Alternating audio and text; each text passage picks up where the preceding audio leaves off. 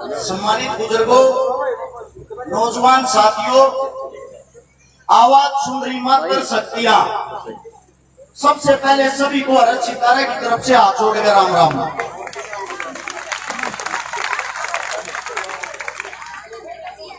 एक बार सिर्फ 5 मिनट के लिए मेरी बातों को गौर से सुने। आज जो हम कृष्ण जन्माष्टमी मना रहे हैं, कृष्ण भगवान कौन था?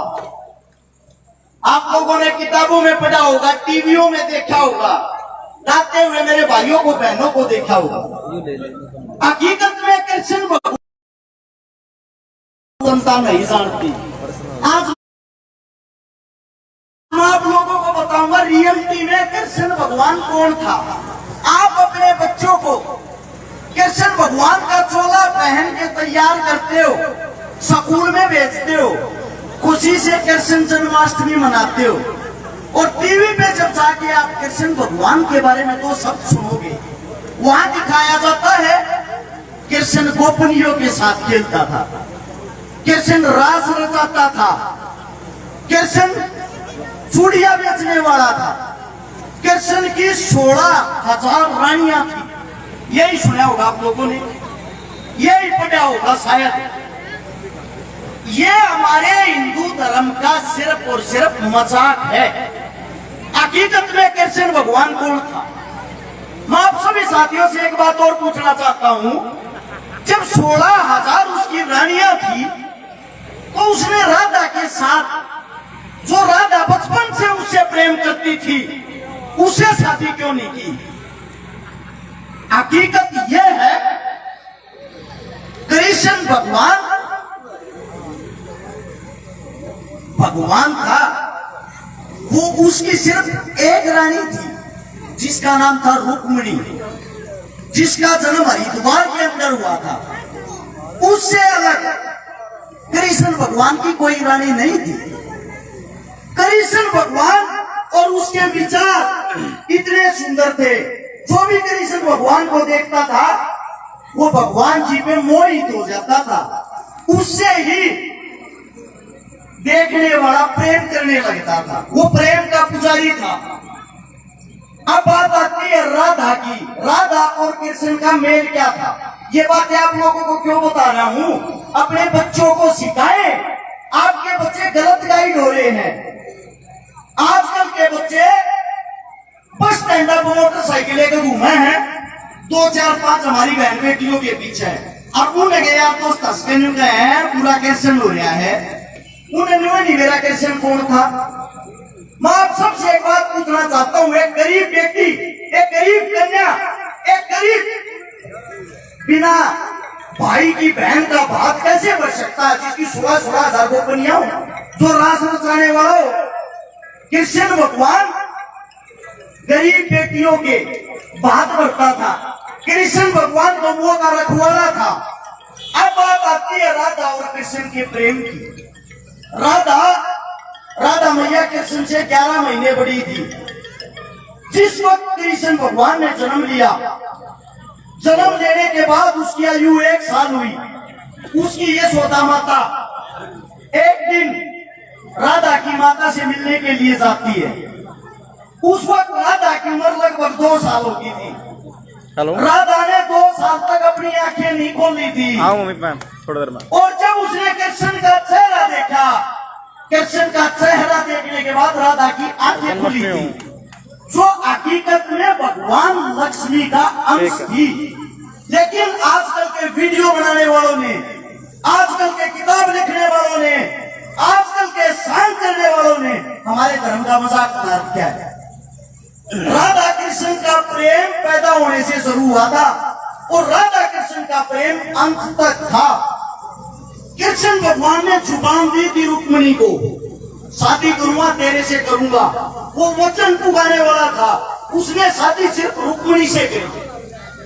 12 साल तक अपनी पत्नी के साथ भी वो ब्रह्मचारी रहा था। वो इंसान कैसे जिंदा हो सकता है? आप हमारे धर्म को कैसे बदनाम कर सकते हो? एक दिन यही सवाल रुक्मिणी के मन में भी आया था, हे भगवान, आप हकीकत में गलत हो। इतनी दुनिया कहने लग रही, मैं मान ही नहीं सकती। आपके मुंह से हर वक्त एक ही शब्द निकलता है, राधे राधे। किस लिए बता सकते हो मुझे? रुक्मिणी ने जिद की राधा से मिलने की। मैं इस राधा से मिलना चाहती हूँ, उस राधा को देखना चाहती हूँ। उसमें ऐसा क्या है जो मैं तेरी पत्नी होते हुए मेरे अंदर नहीं है? कृष्ण भगवान बोले, अच्छा राधा से मिलना चाहती है ना, चल मेरे साथ। राधा एकांतवास में वन के अंदर रहती थी। रुक्मिणी और कृष्ण दोनों जाते हैं। 6 मील का पैदल चलने का रास्ता था। पैदल चलते चलते वहां झाड़ बोझड़े कंकर ईंट वे रुक्मिणी के पैर में लगते हैं, कृष्ण भगवान के पैर में लगते हैं। रुक्मिणी के पैरों में छाले हो जाते हैं, कृष्ण भगवान के पैर में एक भी छाला नहीं हुआ। राधा बाहर खड़ी इंतजार कर रही, मेरा कान्हा आ रहा है। जब कान्हा के राधा को दर्शन होते हैं, रुक्मिणी ने पूछा, मैंने तो गुप्त तरीके से मिलने को कहा था, आपने राधा को क्यों बताया? कृष्ण भगवान ने कहा, राधा मेरे मन में है, जो आप मेरे को बोलोगे वो सुनती है। इसके पैर में छाले कैसे? आपके पैर में छाले नहीं है प्रभु, छाले तो राधा के पैर में। यही तो प्रेम है, इसने मेरे को धारण कर रखा अपने दिल में। जो मेरे को चोट लगेगी वो इसको लगेगी। ये था राधा कृष्ण का प्रेम। एक दूसरे को चाहते थे, एक दूसरे को देख के खुश होते थे। कृपया हाथ जोड़ के विनती है भाई, कोई कलाकार साथी हो या कोई भाषण देने वाला हो, स्पीच देने वाला हो, अपने धर्म का मजाक न बनाए। हमारा हिंदू धर्म इतना कमजोर नहीं है। अकेली गौ माताओं का रखवाला अगर कोई था, कृष्ण भगवान था। जिस वक्त पृथ्वी के ऊपर 9 करोड़ हमारी जनसंख्या थी,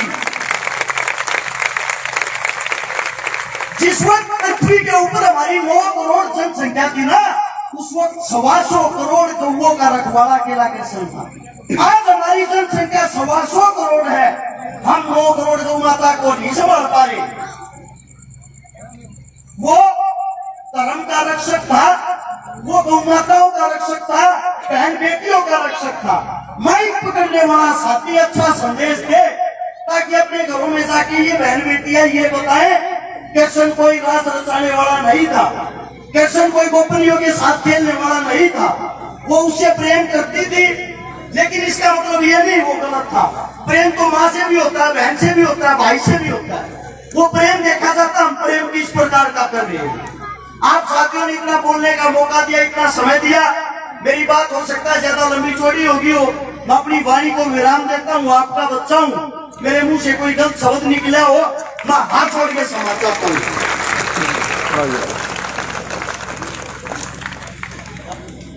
आपके गांव में, आपकी गौशाला में इस 22 तारीख को रक्तदान है। मेरी सभी साथियों से, सभी माताओं बहनों से विनती है, रक्तदान जरूर करें। आपकी हारी बीमारी दूर होगी और आपके रक्त से किसी न किसी की जान बचेगी। एक माफी चाहूंगा, अंकल जी कह रहे थे अरज शिकारा में तो यूट्यूब के माध्यम से जानता हूँ, इससे ज्यादा नहीं जानता। मैं वैसे बता दूं ताकि अंकल जी को पता लग जाए अरज शिकारा को किस लिए बुला रखा है।